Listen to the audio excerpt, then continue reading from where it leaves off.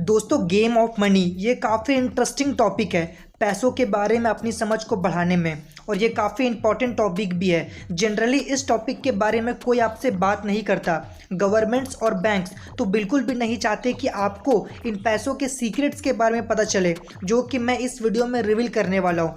तो दोस्तों, बहुत ध्यान से इस वीडियो को देखिएगा, क्योंकि इस वीडियो से आप बहुत कुछ सीखने वाले हो।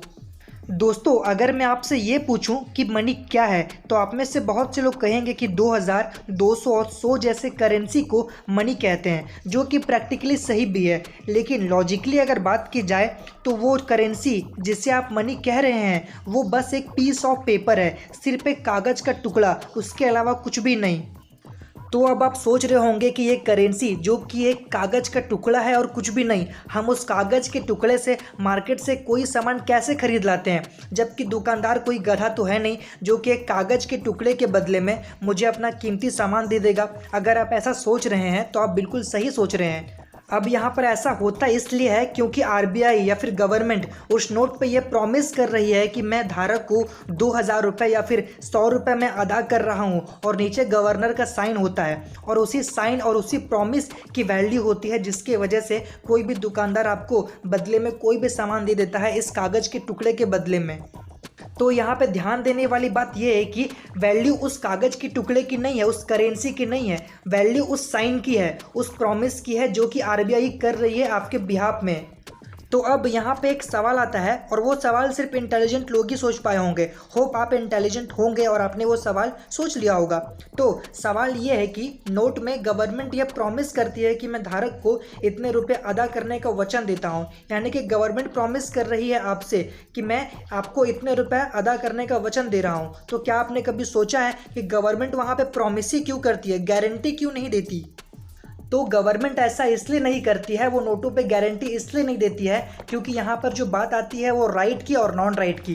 क्योंकि आप में से तो बहुतों को पता होगा, गवर्नमेंट के पास ये राइट होता है कि वो नोटों को कभी भी बैन कर सकते हैं, कभी भी चेंज कर सकते हैं। जैसे कि हमारी मोदी सरकार ने किया, उन्होंने चुटकी में सारे के सारे नोट बैन कर दिए और चेंज भी कर दिए, क्योंकि उनके पास ये राइट था। लेकिन गवर्नमेंट यहाँ पर नोटों पे प्रॉमिस ना करके गारंटी दे देती है, तो यहाँ पर गवर्नमेंट के राइट्स खत्म हो जाते हैं। यानी वो नोटों को ना ही तो कभी भी बैन कर सकते हैं और ना ही तो कभी भी चेंज कर सकते हैं। अगर उन्होंने ऐसा किया तो आम इंसान उनके खिलाफ आवाज़ उठा सकती है। तो इसी वजह से गवर्नमेंट ऐसा नहीं करती, वो सिर्फ प्रॉमिस ही करती है, गारंटी नहीं देती। तो अब चलिए हम बात करते हैं मनी के बारे में कि एक्चुअल मनी क्या होती है। जैसे कि मैंने शुरू में ही कहा था कि जो करेंसी होती है उसे आमतौर पर लोग मनी कहते हैं, जो कि असल में एक पीस ऑफ पेपर है, और इसे एक्चुअल लैंग्वेज में फिएट करेंसी कहा जाता है, जो कि यूज़ होता है मीडियम ऑफ एक्सचेंज के तौर पे, यानी कि चीज़ों के लेन देन में। अगर साधारण भाषा में बात की जाए तो जिन पैसों का हम यूज़ करते हैं लेन देन के लिए, जैसे कि 100 का नोट, 200 का नोट, 500 रुपये का नोट, इन नोटों को ही हम कहते हैं फिएट करेंसी एक्चुअल लैंग्वेज में।